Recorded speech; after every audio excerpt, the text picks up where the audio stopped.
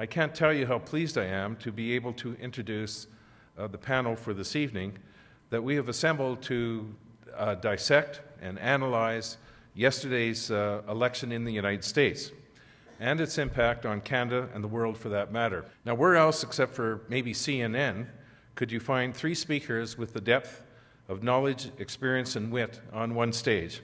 So I'm very thrilled to bring on and to welcome our moderator, Mark Steyn, political pundit, author, cultural commentator who has really set the bar for all other columnists in terms of wit, frankness, writing genius, and laser-like political observation.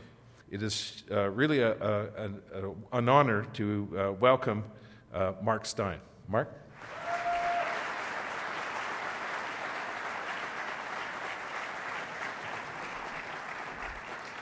Thank you, Jack. It's a great pleasure to be here. We have two gentlemen with us today to discuss a significant and consequential election. As Jack was saying, they're two of the most influential figures in American politics, on the stump, on the air, and behind the scenes, and they've come to join us today via, I think, a complicated route. They had to change flights in Minneapolis, which is where, as you may recall from a year or two back, Senator Larry Craig had his unfortunate run-in with the undercover cop in the men's room. So I don't know whether they've had a chance to freshen up, but I doubt very much whether any political figures who change planes in Minneapolis are using the men's room these days. It was around that time, as some of you may recall, that the Canadian Human Rights Commission began investigating my writing on this side of the border. And so when the Larry Craig story broke, I was amazed to read in the newspaper a story announcing that Senator Craig's lawyer had filed a brief arguing that the hand gestures he supposedly made under the bathroom stall divider were constitutionally protected speech under the First Amendment. You know, what a great country. It's an interesting glimpse, as we'll explore later, of the differences between two neighboring sovereign entities. In Canada, freedom of speech apparently didn't extend to my book. But in America, Senator Craig's men's room semaphore is covered by the First Amendment. So what a terrific country. And if we could have that situation here, I wouldn't waste time writing books. I'd just hit on imams in bathrooms. Evidently it's a lot safer. I am delighted to be here with our panel tonight. Howard Dean is the former governor of Vermont. I've had a home across the Connecticut River in the state of New Hampshire for ages, and because of the way the mountains bounce the signals around, the only TV station I could get during Governor Dean's many years in office was Channel 3 from Burlington, Vermont. So I never heard a word about anything going on in New Hampshire, but I lived every moment of the 12 years of the Dean governorship.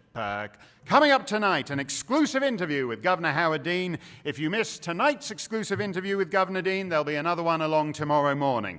It was as close as I ever hoped to come to experiencing the nightly homage to the dear leader on North Korean TV. So this is like a big thrill to be sharing the stage with the guy. In fairness to Channel 3, there weren't a lot of people for them to interview. It's basically Ben and Jerry and Howard.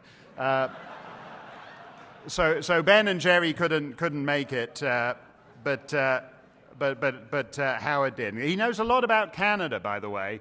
He used to appear on a TV show out of Montreal, about an hour north from where the governor lived, called The Editors, and that is where, in fact, he met the present Prime Minister, who back in those days was a panelist, a fellow panelist on that show with Governor Dean.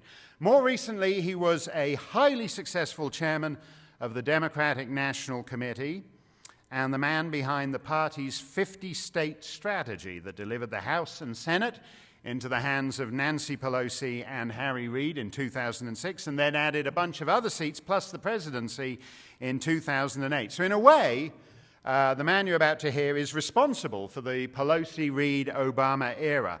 A lot of commentators like to say that the Tea Partiers are full of irrational anger. So if they were full of rational anger, they'd take it out on Governor Dean.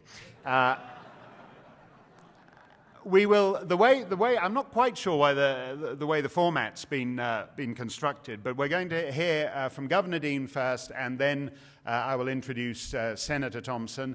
So we're going to enjoy two personal views of what happened last night, and then I'm going to get them to mix it up a little. So will you please welcome, to start the evening for us, the former Governor of Vermont, Howard Dean.